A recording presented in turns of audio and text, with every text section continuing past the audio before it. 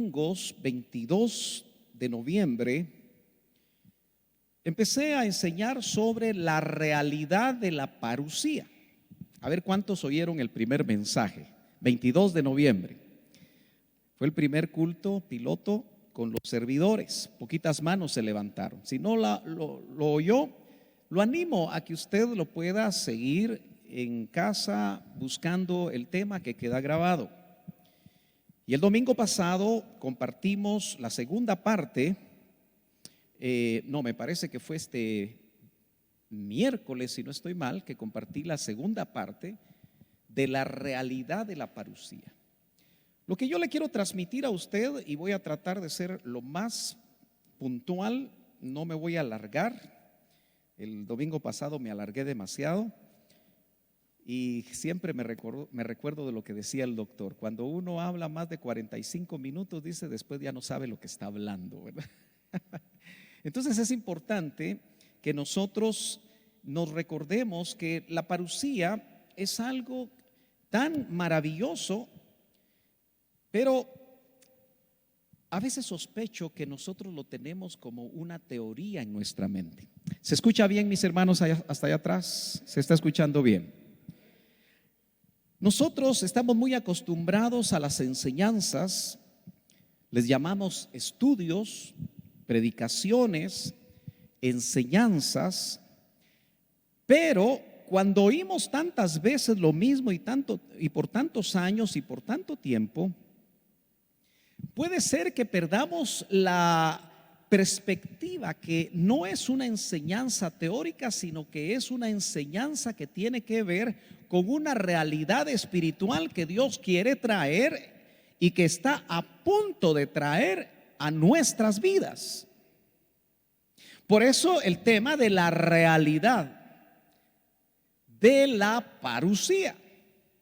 Sé que a la mayoría de ustedes yo no les tengo que explicar lo que es la parusía, pero sí necesito recordar que esa presencia física en la venida secreta del Señor puede acontecer en cualquier momento.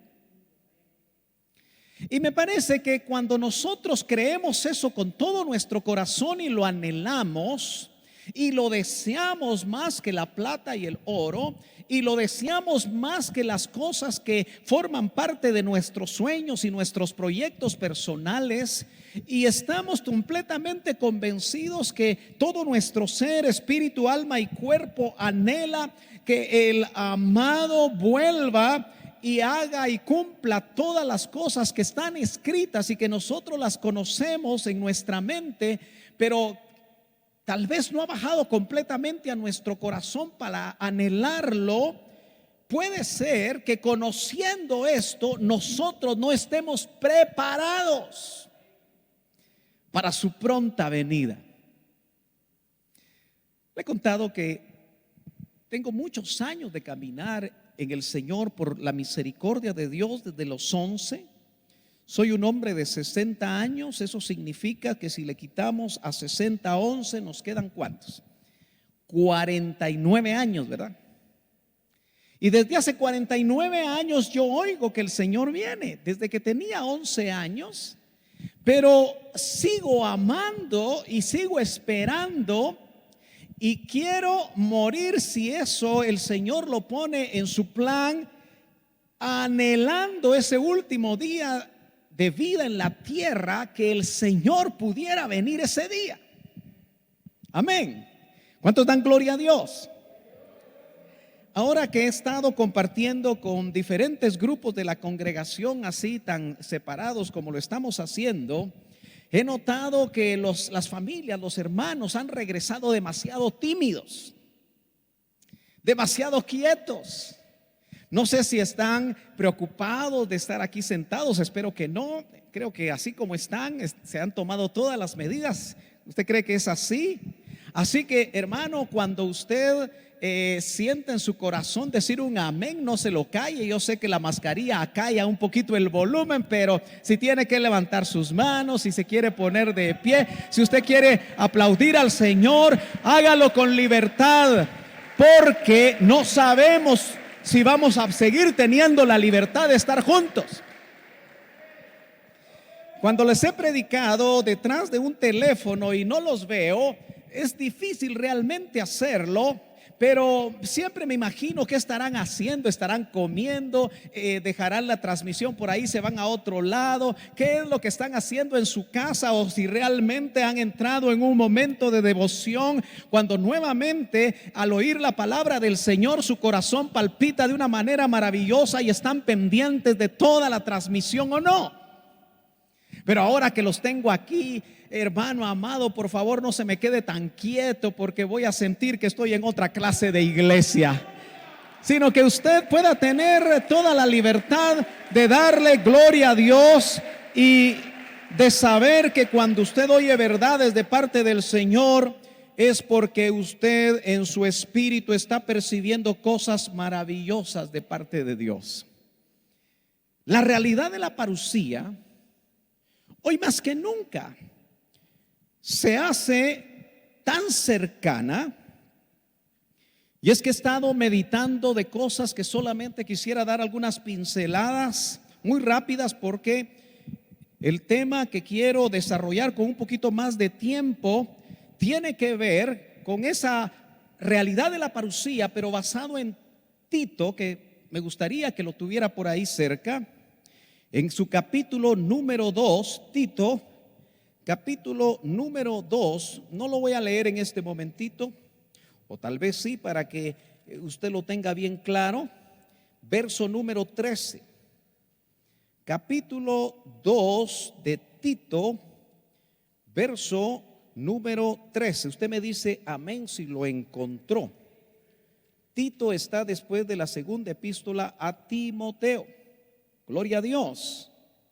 Dice el verso 13 de Tito: aguardando la esperanza bienaventurada. Primero, Pablo, escribiéndole a Tito, dice aguardando. Otras versiones dicen esperando, se oye mejor. La esperanza bienaventurada. Y hay un y ahí, ¿verdad? Entonces espera el apóstol dos cosas que nosotros también tenemos que esperar: y la manifestación gloriosa. Nota que son dos cosas distintas que debemos nosotros esperar. La esperanza, que en esta ocasión le llama bienaventurada, y por otro lado la manifestación gloriosa. ¿Y cómo termina el verso? De nuestro gran Dios y Salvador Jesucristo. ¿Quién diría que esas dos frases nos están hablando de la segunda venida de Cristo en dos fases? La primera, como la define el apóstol, como una esperanza, pero bienaventurada. 3 veces dichoso, 3 veces feliz. La satisfacción de las satisfacciones es bienaventurado. Así tal vez nos acercamos a lo que en el original trata de decirnos en el texto griego. Y luego dice que va a haber una manifestación gloriosa. Y en el original dice epifanía, que es la venida pública del Señor, donde todo ojo le verá. Nosotros sabemos que esos dos eventos están separados por una semana de 7 años. ¿Estamos de acuerdo? Sí, dice amén. ¿Está de acuerdo conmigo? Yo digo que es la mascarilla la que a usted lo pone tímido, ¿verdad? Aleluya. Pero la manifestación gloriosa la vamos a ver, pero ya casados. ¿Cuántos dan gloria a Dios? ya en otra dimensión, ya transformados. Y lo más tremendo es que meditaba esta mañana, hermano amado, en algo en lo que mi pastor fue muy criticado, porque vaya si no las ovejas critican a los ministros, ¿verdad? Ustedes no. Aleluyita. Se quedaron muy callados. Pero ¿cuántos saben que a las ovejas les gusta criticar a los ministros? No, dicen por ahí. Recuerdo que mi pastor enseñó tanto sobre la venida del Señor, que ahora que están saliendo sus mensajes en YouTube, ¿cuántos tienen ya esa suscripción de YouTube? Los invito a que tenga esa. Y se acaban de completar, me parece, 57 mensajes exclusivamente de la parucía. Hay que oírlos. Pero él en una ocasión dijo que él no iba a morir. ¿Cuántos se recuerdan de eso? ¿Cuántos se recuerdan que el hermano Otto dijo que no iba a morir? Y sin embargo, murió. Diría uno, ¿verdad? Y muchos lo criticaron por eso. Especialmente muchos que ya nos siguieron en esa doctrina maravillosa que a nosotros nos bendice y tenemos testimonio de ella. Y hasta el día de estos años oía a un ministro que decía: es que el hermano Otto dijo que no iba a morir y ya ve que murió, así que lo que enseñó no está bien, agarrando esto como argumento para votar toda la doctrina, porque es el deseo final. Pero ¿sabe qué me decía el Señor hoy? Es que él durmió, me dijo, y en cierta manera no murió. ¿Cómo así? Porque nosotros tenemos dos partes de nuestro ser que no mueren. Si es que la eternidad viene a nuestras vidas. No sé si me estoy dando a entender. Entonces lo que murió fue su cuerpo. ¿Estamos de acuerdo? Muerte física, se desintegra el ser integral. En la tumba queda el cuerpo. El alma va a la región de los muertos llamada Seol o Hades. Y el espíritu, ahora en el Nuevo Testamento, va al Señor, porque cuando muere Esteban dice que vio el cielo abierto y el Señor se puso de pie y Esteban dijo: recibe mi espíritu. Así que ahora quien recibe el espíritu es el Señor. Ayúdeme a decir amén si es cierto lo que estoy diciendo. Los predicadores necesitamos retroalimentación, hermanos. Cuando usted se queda calladito, se queda así pensando, digo yo, ¿me entendió o no me entendió? Gloria a Dios. Y esa realidad es tan maravillosa porque cuando usted duerme, y ahora el COVID trata de llenar de miedo aún a los cristianos por el dormir, ¿cierto? Nos preocupamos por eso, o nos preocupamos por cualquier otra enfermedad donde los médicos pueden decir: mire, le queda tanto tiempo de vida. Pero si nosotros entendemos, hermano amado, que nuestro espíritu en el momento donde el cuerpo duerme acá, inmediatamente está en la misma presencia de Dios, porque el espíritu, aleluya, vuelve a Dios. Si entendemos eso, poco a poco vamos a ir perdiendo el temor a la muerte. Técnicamente hablando, su espíritu no murió ni murió su alma. Pero claro, se entendía como que él no iba a morir físicamente. ¿Por qué le digo esto?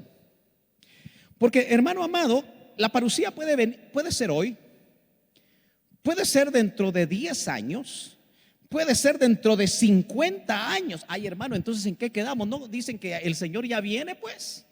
Pero es que nosotros no le podemos poner al Señor el tiempo, no podemos fechar. Sin embargo, hay unas cosas que, hermano amado, me pica la lengua por decírselas, pero creo que muchos de ustedes también las han visto. Pero ¿cuántos saben que para el Señor un día es como 1000 años? Y 1000 años como un día.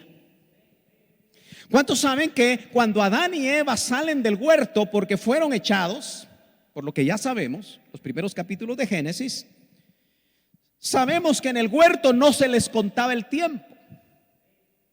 Pero cuando salieron por el pecado y fueron echados, en ese momento Adán y Eva les empezó a contar el tiempo, y Adán vivió 930 años. Y decía el hermano Francisco: ¿qué tal si usted a los 300 años todavía sigue viviendo en Guatemala?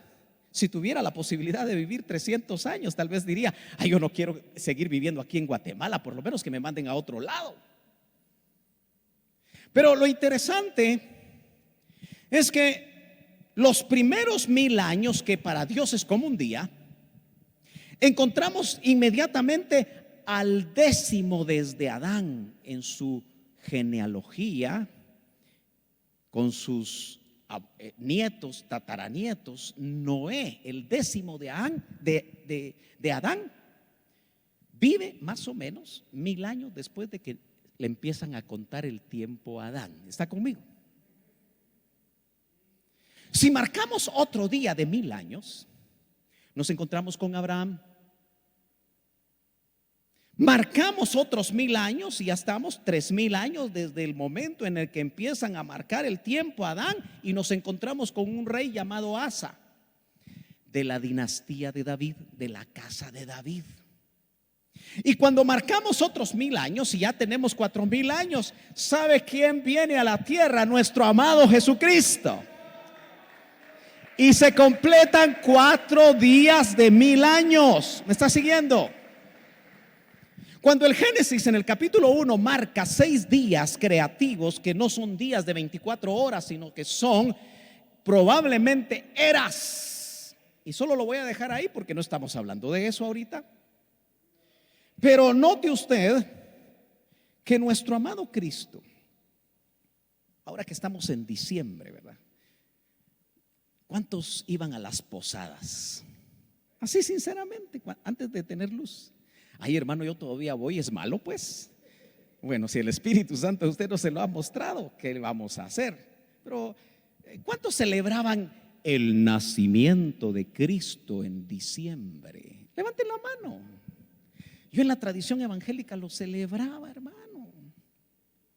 Sí, el hermano Otto también, porque pasó por ahí también.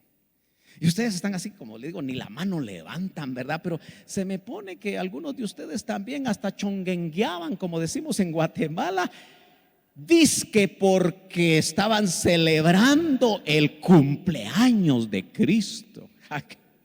Nada que ver con algo espiritual.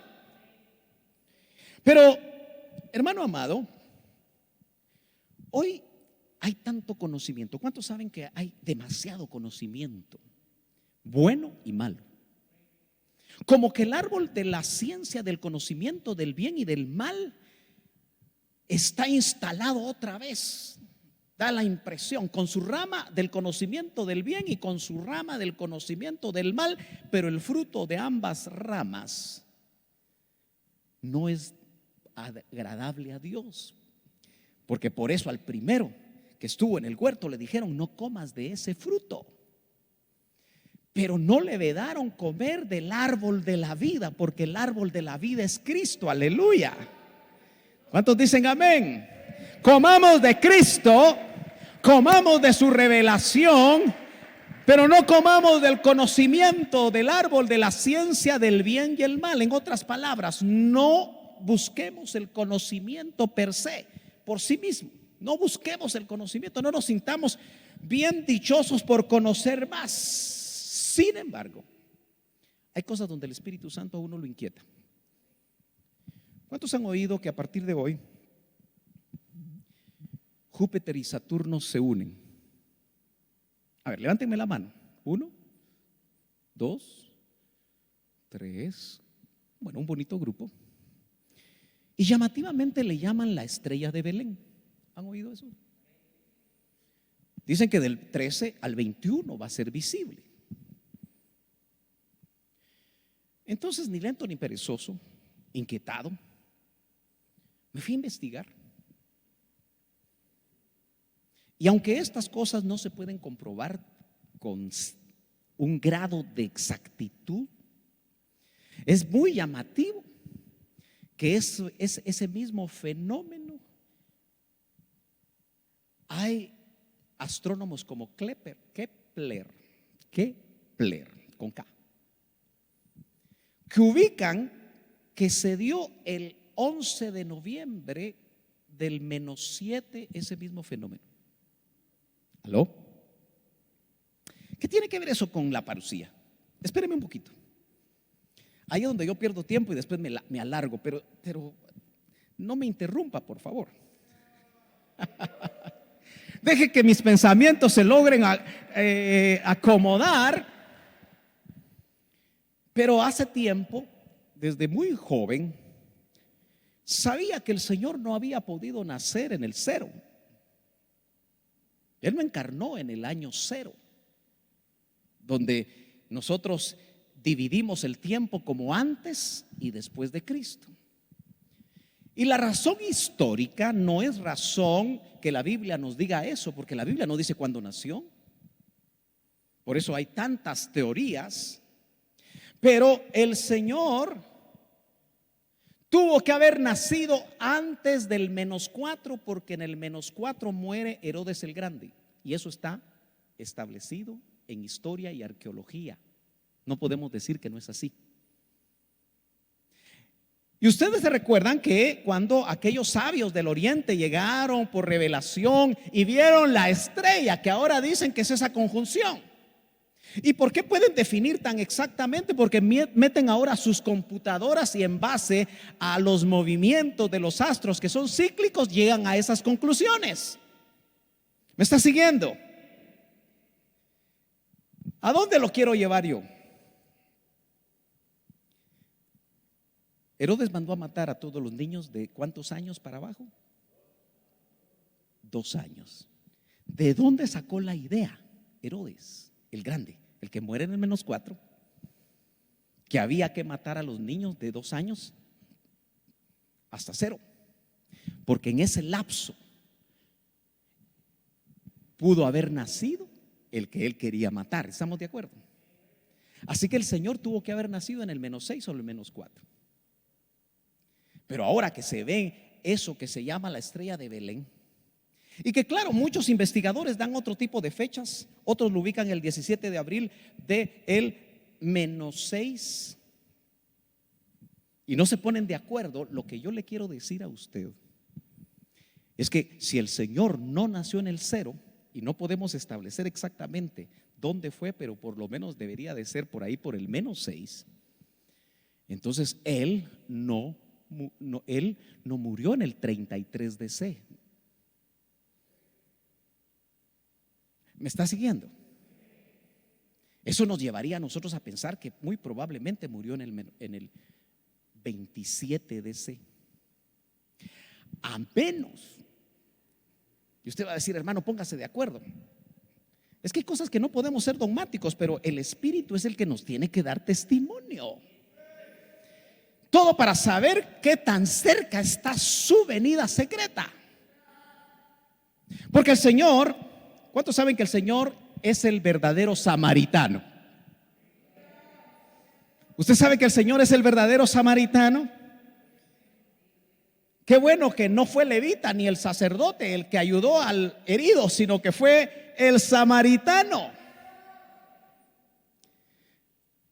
Y el samaritano, cuando lleva al herido al mesón, y bienvenido otra vez al mesón, porque la iglesia local es el mesón donde el herido, el golpeado debe sanar.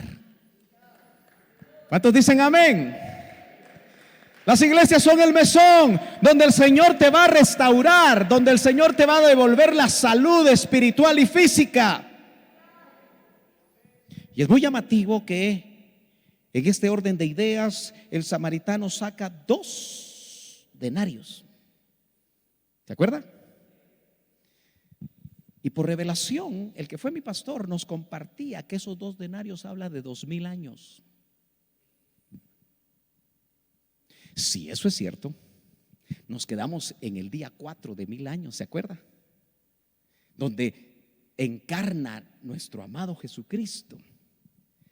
Si los 2 denarios marcan un periodo de 2000 años hasta donde llegue la plenitud de los gentiles, hermano amado, es muy probable que estemos en el cierre del 6.º día. ¿Qué fue creado en el 6.º día según Génesis 1:26? Nosotros, el género humano. Y Romanos 11 nos habla de la plenitud de los gentiles, porque nosotros no nacimos judíos, nacimos gentiles. ¿Qué es un gentil? El que no nació como judío, pero somos judíos por la fe. Así dice Gálatas: los que creemos tenemos la fe de Abraham y por lo tanto somos el Israel espiritual. ¿Cuántos dan gloria a Dios? ¿Lo está entendiendo?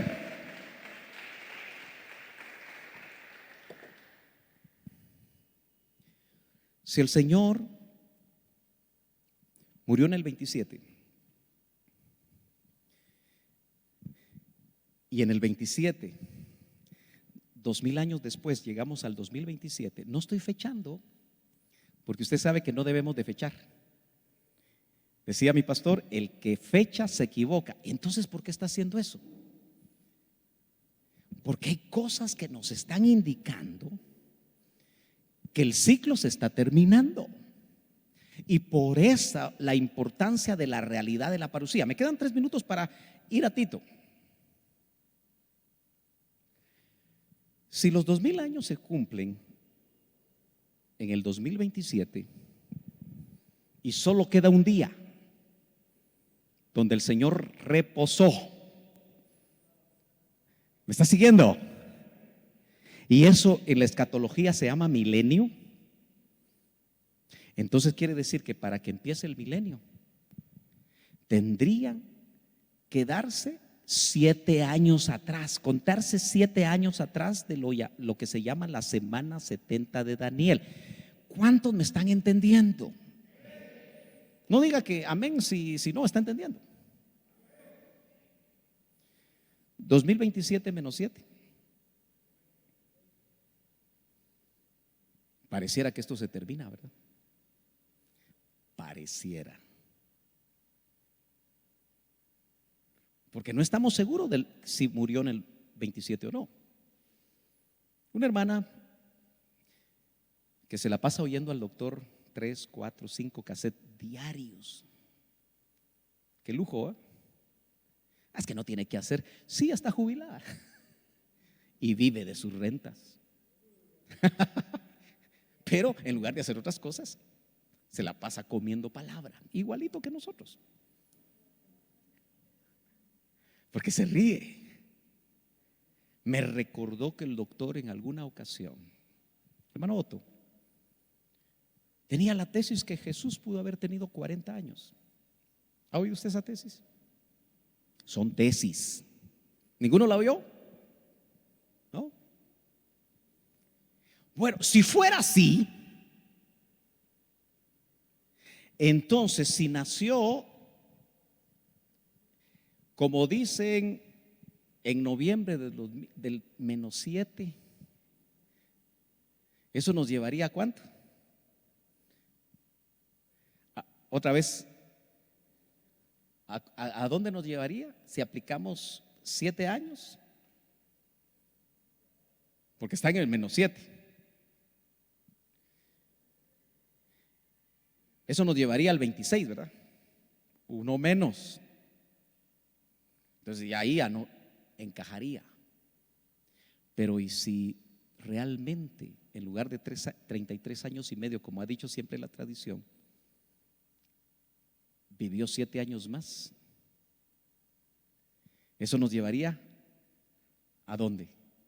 2026 más 7, 2033 menos 7 otra vez. A ver si estoy haciendo bien las matemáticas. Si él vivió 40 años, sí murió en el 33 después de Cristo. ¿Estamos de acuerdo? Sumándole 7, que era contado en menos. Eso nos llevaría al 2033. ¿Cierto? Le quitamos 7, nos deja 2026. Bueno, hermano, ¿en qué quedamos? En que el Señor ya viene. No sé si me está entendiendo. Y hemos oído tantas cosas y el Espíritu Santo, que es el que da testimonio de una manera personal, yo no sé si a usted le está dando testimonio que se lo va a llevar. ¿A usted le gustaría saber que el Espíritu le dijera, te voy a llevar en tal fecha? Unos sí, otros no, ¿verdad? Pero acuérdese, hay dos inminencias. Pero vuelvo al punto. Si nos fuéramos, si alguno de nosotros se fuera hoy, no tema. Lo que debe estar seguro es que Dios estatura. Porque si Dios estatura, usted va a ser de los muertos en Cristo que resucitarán primero. ¿Me está siguiendo? Entonces, hermano, eso le da a uno una total tranquilidad, porque la parucía que la vamos a ver en este cuerpo o ya resucitados. ¿Me entendió? ¿O se quedó quieto? O la vamos a ver en este cuerpo estando vivos, o la vamos a ver si el Señor nos lleva de una o de otra manera.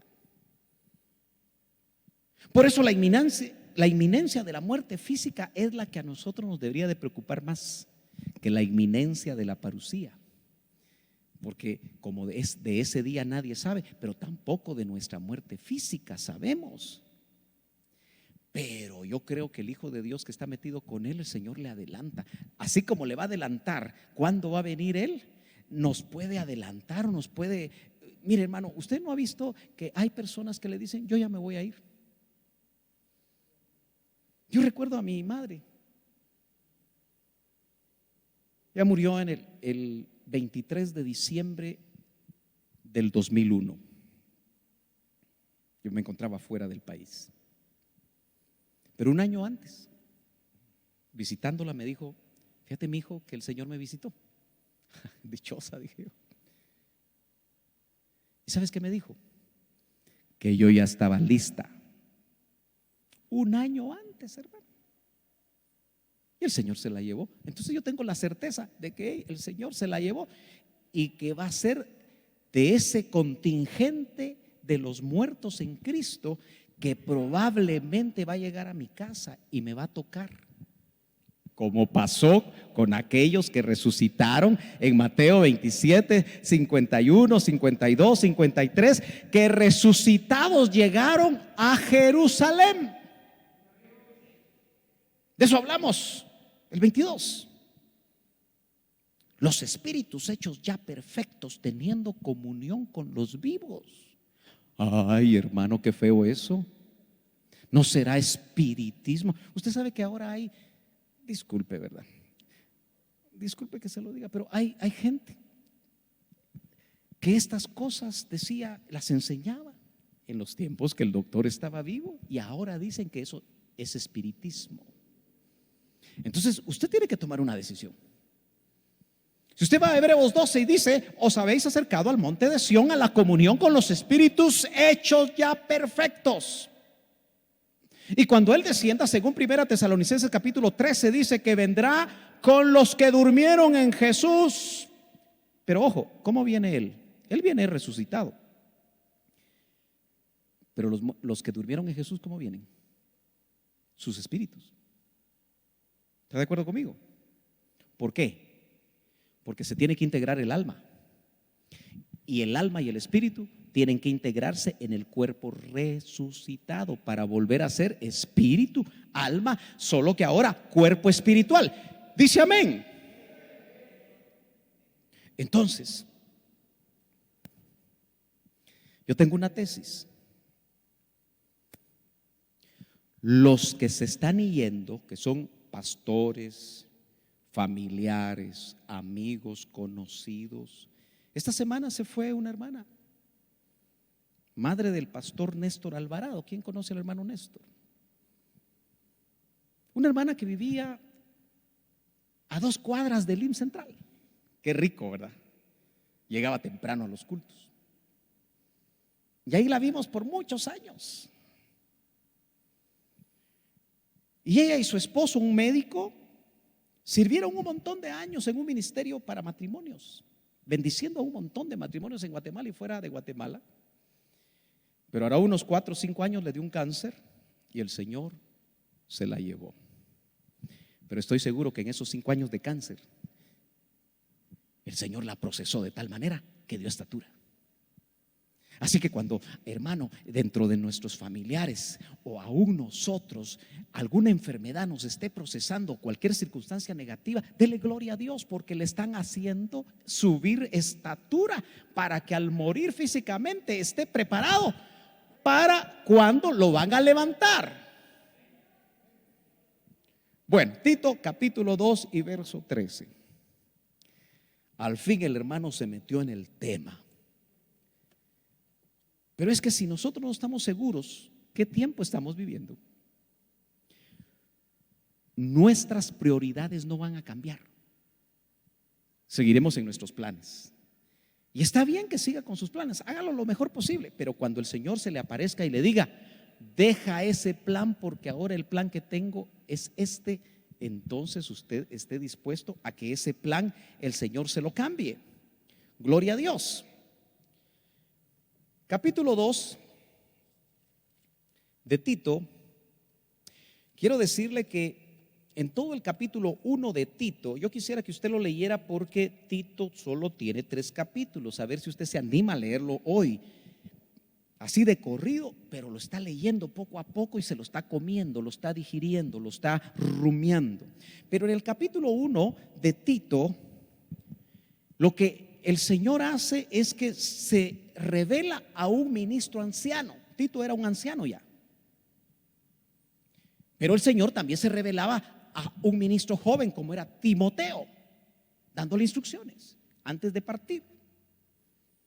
Pero en todo el capítulo 1 de Tito, lo que el Señor hace es que le dice: mira, Tito, por esta causa te mandé a Creta.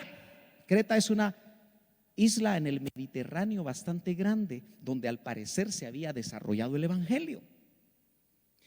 Y Pablo le dice: mira, Tito, pon en orden todo lo que está sucediendo con las iglesias de Creta. Entonces, cuando usted lea a Tito, léalo despacio y pídale al Señor que ponga orden en su vida, que ponga orden en su matrimonio, que ponga orden en sus negocios, que ponga orden en sus relaciones, porque el capítulo 1 es para poner orden en la iglesia y todos los que estamos aquí somos la iglesia. Y hermano, mire, yo no sé si usted quiere ser sincero con Dios, no conmigo, con Dios. Sea sincero con Dios, al fin y al cabo Él lo conoce. Pero ¿cómo estará su vida? Después de más de 9 meses usted vino al culto, pero en esos 9 meses, ¿qué pasó? ¿Se desordenó un cachito? ¿Aló? Algunos dicen no, gloria a Dios. Entonces, para entrar al capítulo 2, donde en el verso 13 vemos nosotros 2 acontecimientos que lo voy a dejar para los últimos minutos, quiero que usted conmigo lea el verso 1 del capítulo 2. Después de poner orden en nuestras vidas. ¿Quién es el que pone orden? Dios. Lo que no nos gusta es que lo hace a través de los ministros. Por eso le dijo a Tito: pon ancianos en cada iglesia. Usted lo puede leer despacio. Pero cuando entramos al verso 1 del capítulo 2 dice: pero tú habla lo que está de acuerdo con la sana doctrina. Si algo nosotros debemos celar aquí en Betel, o en cualquier lugar donde usted en algún momento se pueda congregar, si el Señor lo lleva a algún otro lugar, cuide la sana doctrina. Porque si no cuida la sana doctrina, si no le hablan conforme a la sana doctrina, lo van a confundir, lo van a engañar. Entonces dice, habla lo que está de acuerdo con la sana doctrina. Cuando uno oye la sana doctrina, uno piensa que el Señor siempre nos va a hablar grandes profundidades. Pero el capítulo 2 de Tito, cuando habla de sana doctrina, usted se va a dar cuenta que va a hablar de cosas sumamente prácticas. Y tengo poco tiempo para leerlas, pero las voy a leer rápidamente. Habla de los ancianos varones, pero aunque aquí se usa la palabra presbúter, de donde viene el concepto presbiterio en una iglesia local o en una misión, o como nosotros que estamos cubiertos por un presbiterio de la Comunión Internacional de Ministerios Elim, por los que no sabían, no está hablando exclusivamente de personas que tienen una función como esta, aunque lo involucra, sino que está hablando de los maduros varones. Y no quise leer la antigua versión porque en lugar de decir ancianas dice viejas. Entonces mejor no. De repente usted se iba a sentir en México, donde así le dicen a la mujer, ¿verdad? Pero mire pues, dice que los ancianos sean sobrios, serios, prudentes, sanos en la fe, en el amor, en la paciencia. Bueno, eso ya dije que entra dentro de lo que se pide para ancianos de una iglesia local, pero también para todos los que han alcanzado esa madurez. ¿Me está entendiendo? Un anciano no necesariamente se coloca en una iglesia local porque tenga canas, sino que se habla de madurez. Un joven puede ser un anciano por su madurez. ¿Me está entendiendo? Entonces da características ahí, y quiero que usted entienda que la sana doctrina no es exclusivamente profundidades que obviamente el Señor permite para que nosotros nos desarrollemos espiritualmente, sino que también habla de la actitud. Capítulo 1 pone orden, pero en el capítulo 2 explica de una manera muy detallada cómo debemos de vivir nosotros. ¿Me está siguiendo? Entonces habla de los varones maduros y ahorita va a hablar de las hermanas maduras, que aquí se les define como ancianas. Dice, las ancianas asimismo sean reverentes en su porte. ¿Cómo dice su versión? Reverentes. ¿Qué es el porte? ¿Hay alguna otra palabra que aparezca en sus versiones en lugar de porte? A ver, perdón, que sea, no oigo. Buena conducta, dice. Pero ¿qué será el porte? ¿Qué será el porte?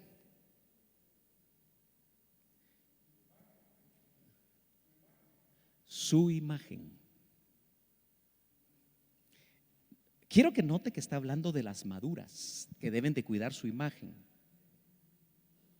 que involucra incluso cómo vestirse, ¿cierto? Es parte del porte. No solo lo exterior, pero también lo interior. Pero como dijo un ministro que me gustó mucho, porque el doctor Ríos, ¿cuántos saben que el doctor Ríos decía que en la Biblia no hay figurín? ¿No, verdad? No hay. Pero dice, el que tiene Espíritu Santo dentro sabe cómo vestirse. Porque el que te dice cómo venir a la iglesia, cómo actuar en tu casa, cómo comportarte, es el que tienes adentro, que anhela que te parezcas al que te salvó en la cruz. Entonces dice, no calumniadoras. ¿Será que en las iglesias hay chismosas? ¿Aló? ¿Qué es una calumnia? ¿Qué es calumniar? es decir algo de alguien que no es cierto. ¿Esa es una calumnia? ¿Sí? Note que se parece a murmuración, pero murmuración es decir algo de alguien, aunque sea cierto, cuando no está presente y que no puede explicar o defenderse. ¿Y cuántos saben que dentro de los hijos de Dios, y creo que lamentablemente Iglesia Betel no es la excepción, no podemos tapar el sol con un dedo, a veces hay hermanas, pero también hermanos chismosos, calumniadores? Ay, hermano, ¿es eso posible o no es posible eso? Aquí está diciendo que las maduras, está hablando de sana doctrina, no esclavas del vino.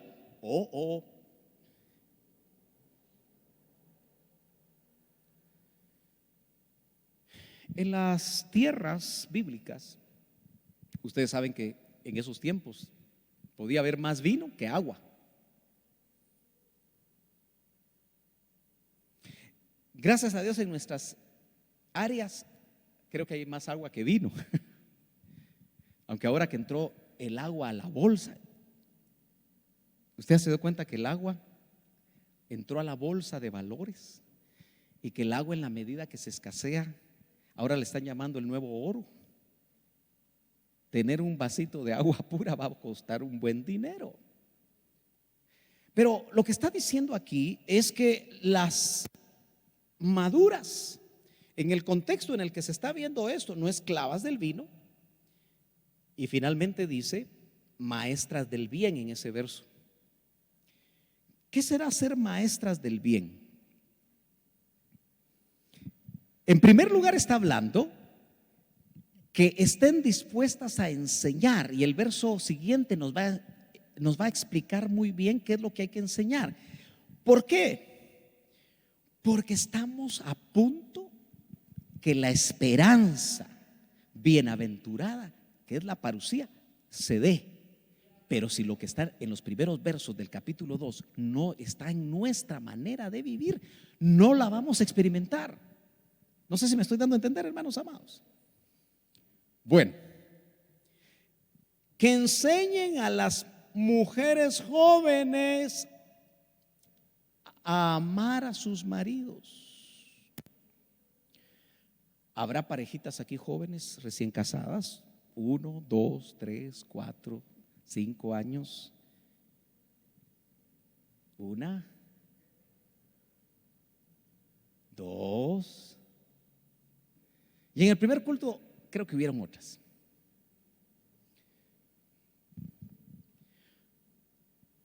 Usted ya se puso a ver, y aún a las solteras, porque es a enseñarle a amar cuando estén casadas, a sus esposos y a sus hijos. ¿Será que a veces que a una jovencita, madre joven, le cuesta ser mamá? ¿Aló? ¿Le cuesta? Sí, le cuesta. Las primerizas incluso les cuesta dar a luz, ¿cierto? Y cuando ya tienen al bodoquito ahí no saben ni qué hacer. Ahora, se espera que las mamás enseñen a las jóvenes, pero a veces se pasa toda la juventud, la niñez y la juventud, y las mamás muy ocupadas no enseñan ciertas cosas. Ahora, ¿qué está diciendo el apóstol? Para prepararnos a lo que viene. Que las mujeres maduras de las iglesias entiendan que en lugar de criticar a las jóvenes, ¿aló? Usted sabe que cuando una mamá es madura y mira a una jovencita que ni la pacha puede dar, a veces en lugar de ayudarla la critica. ¿Aló? ¿Sí o no? Pero lo que está diciendo el apóstol es que las mujeres maduras de las congregaciones enseñen a las jóvenes, y eso casi no pasa en las iglesias. Desde que yo empecé a pastorear he intentado hacer eso y no lo he logrado. Ya son más de 20 años. Que las hermanas maduras tomen de discípula a una joven para ayudarla en lo que el apóstol Pablo habla. ¿Por qué? Porque la experiencia de esa hermana, que a veces pudo haber sido negativa, en Cristo se volvió positiva. Y entonces hasta puede evitar que esa mujercita joven caiga en los mismos errores donde ella cayó. Estamos hablando de mujeres no amargadas, sino que estamos hablando de mujeres que maduraron en Cristo. ¿Me está siguiendo? Pero también los varones, va a ver usted que también tenemos esa responsabilidad. A veces se critica la juventud, ¿verdad? En las iglesias. Es que el joven aquí, es que el joven allá, es que el joven por aquí, el joven por allá. Pero no hemos hecho el trabajo de discipulado cercano para poder enseñar lo que de acuerdo a la sana doctrina nos está diciendo aquí la palabra. ¿Qué deben enseñar a las mujeres jóvenes? Amar a sus maridos. A ver. ¿Se aprende a amar entonces? ¿Se aprende a amar? Acuérdese que la mayoría de jóvenes tienen más en su mente el amor a lo Hollywood, el amor a los cuentos de hadas, donde aparece el príncipe azul, que de azul no tiene nada, ¿verdad? Solo tal vez porque es policía y se viste de azul. Pero a veces también los patojos, los jovencitos, se enamoran del rostro, se enamoran del cuerpo, se enamoran de lo exterior muchas veces de las jovencitas, y cuando se casan viene la desilusión. Y de repente al año de casadas o a los 2 años de casadas dicen: ya no quiero a mi marido. Ahí es donde tienen que salir las mujeres maduras a enseñar a que amen a sus maridos, pero también a que amen a sus hijos. Cuando detrás del primero viene el segundo y después el tercero, y de repente si no hay alguna forma de detener el asunto, viene el cuarto y el quinto. Dígame usted si no las madres a veces hasta se jalan los cabellos. ¿Por qué? Porque no es fácil. Entonces usted tiene que entender que nosotros hemos perdido mucho lo que es la iglesia local, porque antes las iglesias locales eran pequeñas. Nosotros todavía podemos, y no sé si el Señor por eso está permitiendo estos grupos más chiquitos, o las reuniones en casas cuando se pueda también, porque así está de cerca una mujer madura, ayudando por teléfono, ayudando de alguna manera. Mira, yo también pasé lo mismo, mira esto. Y es que, ¿sabe qué sucede? Que aquí el Señor hace una división, porque no son los varones los que van a ayudar a las mujeres jóvenes. Eso puede caer en pecado, puede terminar en pecado la cosa. ¿Me está siguiendo? Las damas con las damas, los varones con los varones. ¿Aló? Es algo peligroso cuando una jovencita está siendo aconsejada por un varón, y la experiencia demuestra que casi siempre ahí se cae en pecado. ¿Aló? Ella siente que no ama a su esposo y él dice: ámame a mí. Da risa, pero lamentablemente eso es lo que sucede, hermanos. Por eso con la administración tenemos que ser muy cuidadosos. Y yo siempre recomiendo: jovencitas, nunca se me ministren con un varón, a menos que esté con su esposa, que es lo que siempre hemos hecho aquí. ¿Está de acuerdo conmigo? Bueno, sigamos porque el tiempo corre y yo le dije que no me iba a pasar. Luego dice: hay que enseñarles a las jóvenes a ser prudentes, castas, cuidadosas de su casa, buenas, sujetas a sus maridos. ¿Con qué propósito? Para que la palabra de Dios no sea blasfemada. Ahora le dice a Tito, lástima que ya no hay tiempo, exhorta. Tito es un varón maduro, como dijimos al principio, sana doctrina, antes de la parusía. que debe ser una constante en nuestras vidas, en nuestras familias, exhorta a sí mismo a los, no dice a las, a los jóvenes, varones. A veces nosotros en las iglesias locales por organizarnos nos equivocamos. Por ejemplo, hemos intentado poner un anciano varón a cargo de los jóvenes, pero nos ha sido difícil que ese anciano se identifique, porque usted sabe que los muy ancianos a veces no entienden a los muy jóvenes. Pero más que una organización, aquí lo que está diciendo es que todo el que es maduro en una iglesia local debe de cuidar a los varones jóvenes, tomar uno o dos tal vez, para ayudarlo. ¿Cuántos saben ustedes que esta pandemia se está comiendo a jóvenes que ya no están volviendo a las iglesias y que sus prioridades son otras? Cambiaron sus prioridades, ¿cierto? Y pueden caer hasta en una apostasía con el tiempo. Pero ¿dónde están los maduros que vamos a ayudar a los más jóvenes? Ay, es que yo no soy la cabeza de la juventud. No necesitas tener un título para poder acercarte a un joven, especialmente si estás viendo que está tomando rumbos equivocados. Hermano, me estoy dando a entender. Yo sé que usted quería tal vez oír la fecha y el día, el lugar y el momento en el que el Señor va a venir, y ahí estaría tal vez más despierto, pero eso no lo podemos decir. Pero lo que sí podemos decir es cómo debemos estar nosotros, porque usted ya se puso a pensar que si cada joven tuviera, llamémoslo así, un tutor, un discipulador, no para darle doctrina, sino para poder ayudarlo en sus momentos más difíciles. No todos los padres logran ayudar a sus hijos, ¿no es cierto?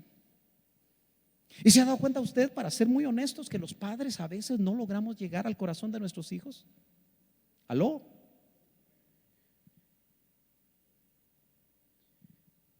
A veces nosotros tenemos que buscar ayuda.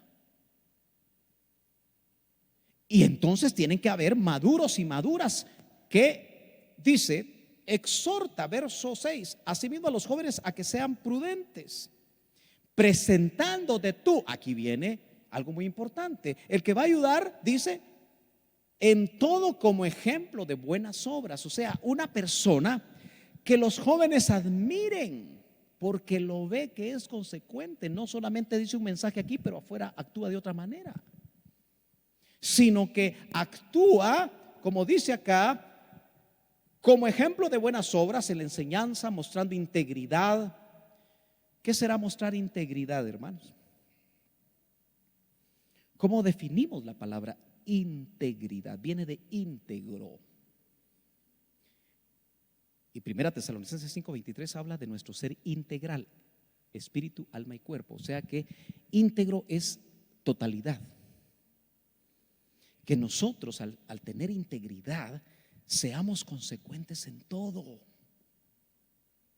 Por ejemplo, ¿será íntegro aquel que roba en su trabajo? ¿Será íntegro aquel que está casado pero tiene segundo frente? ¿Será íntegro aquel que vive de una manera en el templo, da cierta imagen, pero afuera es otra cosa? No.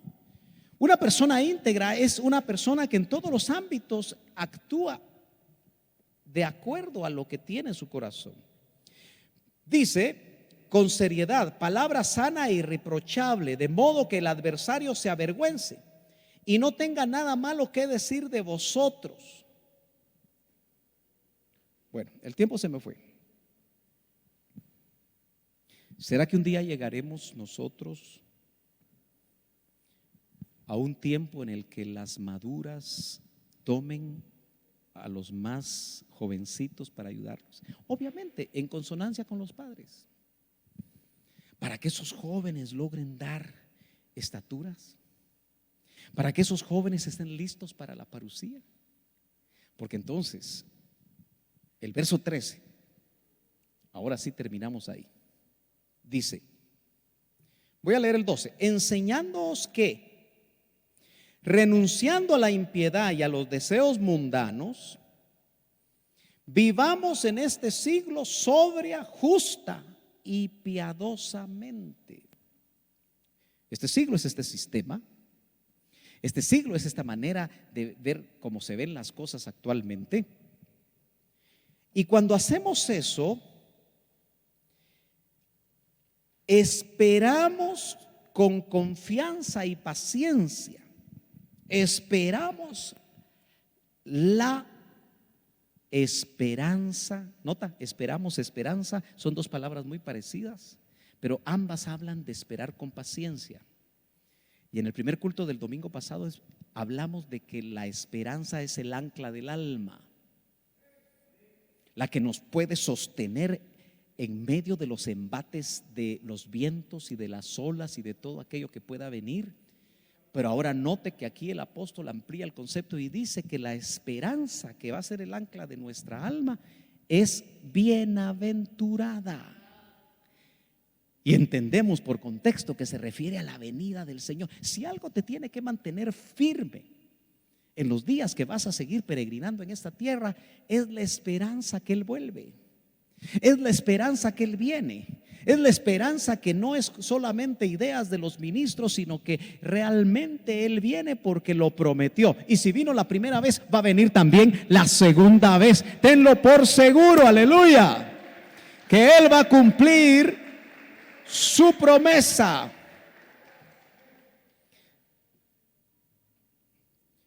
Como va a venir en secreto, solo a los suyos.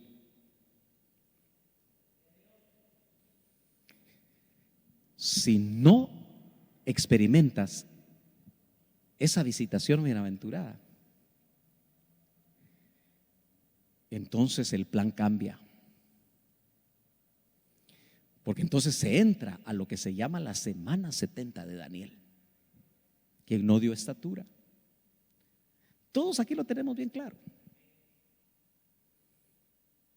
Y ahí seguramente la mayoría de los que se queden van a morir físicamente por los juicios que vienen. Pero entonces van a conocer al final de esa semana 70, porque resucitan en un cuarto turno. Ya no son novia, son salvos, pero tuvieron que limpiar sus ropas en todo ese juicio que se hace.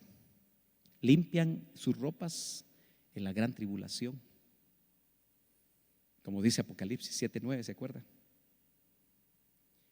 Entonces van a ver la manifestación gloriosa al final de la semana 70 de Daniel, pero no pudieron experimentar la esperanza bienaventurada. Yo te voy a pedir que te pongas de pie.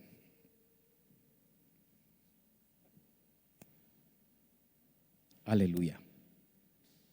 Gloria a Dios.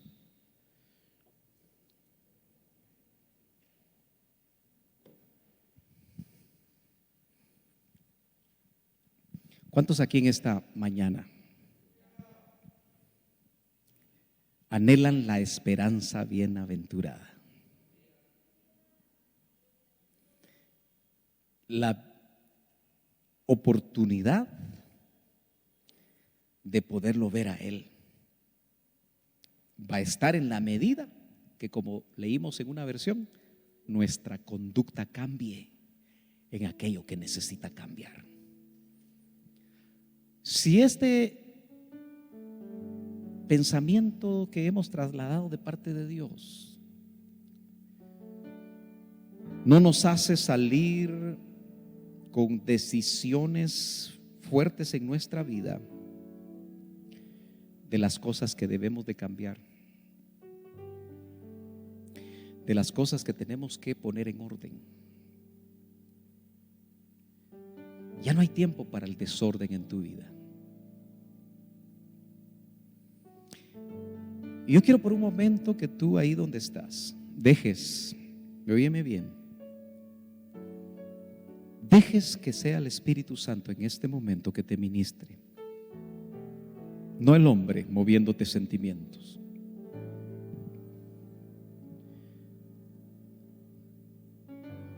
Pero deja que Él te hable personalmente. Joven,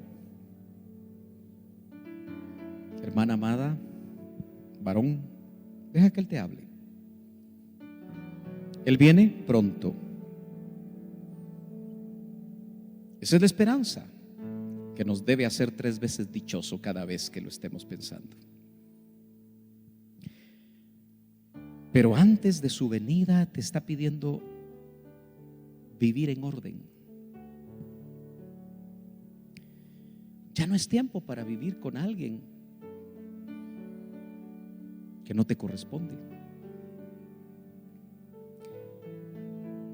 Ya no es tiempo para participar de cosas que antes creías que no eran malas y que no te hacían daño. Ya no es tiempo de vivir una religiosidad donde vienes al culto, pero cuando sales de él estás pensando en otras cosas. E incluso sales a hacer cosas que no le agradan al Señor y tienes testimonio, pero no te importa.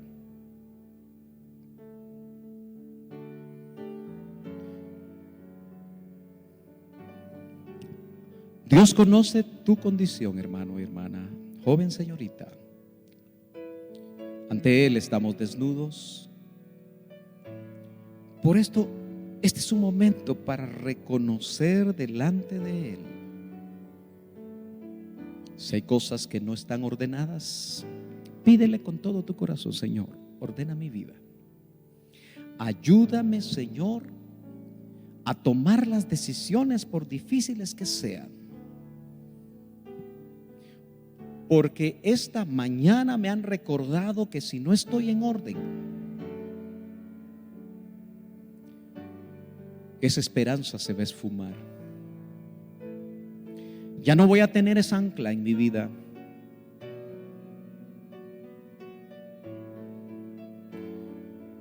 Gracias porque todavía tengo oportunidad, mientras esté en la tierra, mientras esté vivo, a esperarte con todo el anhelo de mi corazón y a participar en tu manifestación gloriosa, transformado, ya siendo no solo novia, sino que también esposa. Padre, mira la necesidad de tu pueblo en este momento, sabiendo que tú eres nuestro gran Dios y Salvador, quien te diste a sí mismo por nosotros para redimirnos de toda iniquidad y purificar para sí, es decir, para Él, un pueblo propio, celoso de buenas obras. Levante sus manos si todavía, hermano, tiene la fuerza, las puede arquear un poquito. Y dígale algo al Señor. Hace tiempo que no venía al templo, pero seguramente muchos de ustedes tuvieron grandes experiencias con el Señor y eso me gozo. Pero que esta mañana no sea una mañana más de culto, sino sea una mañana donde tú oigas la voz de Dios hablándote por su Espíritu, reconviniéndote, exhortándote, alentándote, fortaleciéndote, levantándote, perdonándote, sanándote. Todo lo que tú puedas necesitar, el Señor lo conoce y tú en esta hora puedes, con tus manos extendidas, como tratando de alcanzar por la fe un bien espiritual, tomarlo. Oh Señor, yo te espero con todo mi corazón. Dile algo. Oh Señor, por favor, ordena mi vida. Que salga un grito de lo más profundo de tu ser para mover la mano de Dios sobre tu vida, sobre la vida de tu familia. Que este momento sea tan importante para que Él deje completamente establecido que lo más importante es esa esperanza, que es bienaventurada. Con razón dice que hay una corona para aquellos que amamos su venida. Oh, Rabashtura Kanamashanda, Rabashtira Karamashanda. Padre, en el nombre de Jesús, quita toda religiosidad, Padre. Quita toda indiferencia. Oh Señor, vuélvenos al primer amor. Que lo que más nos importe seas tú. Que mi comunión contigo sea lo más importante, porque de ahí se marcará lo demás. Y que en mi necesidad también tú pongas personas maduras. Díselo, joven, díselo, señorita.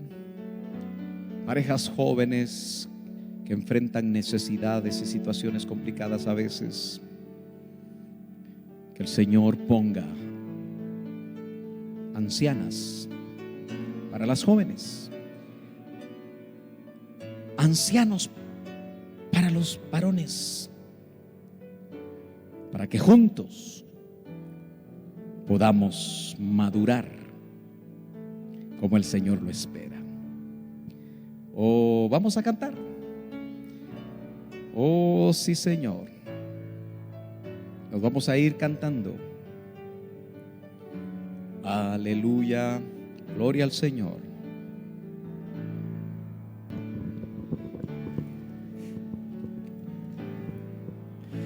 Hoy es tiempo de buscar su rostro. Hoy es tiempo de acercarnos a Él. Hoy es tiempo de rendirnos delante del Señor, y Él restaurará nuestro ser. Lo decimos una vez más al Señor. Hoy es tiempo de buscar su rostro. Hoy es tiempo de acercarnos a Él. Hoy es tiempo de rendirnos delante del Señor, y Él restaurará nuestro ser. Y Él restaurará nuestro ser. Y Él restaurará nuestro ser. Dale palmas al Señor en esta hermosa tarde.